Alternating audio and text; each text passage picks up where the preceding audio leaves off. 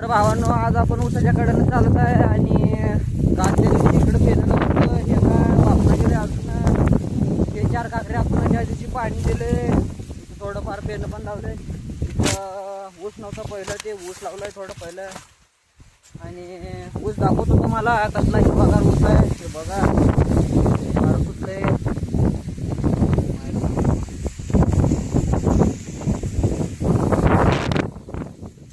बघा ऊस हिरवागार आहे.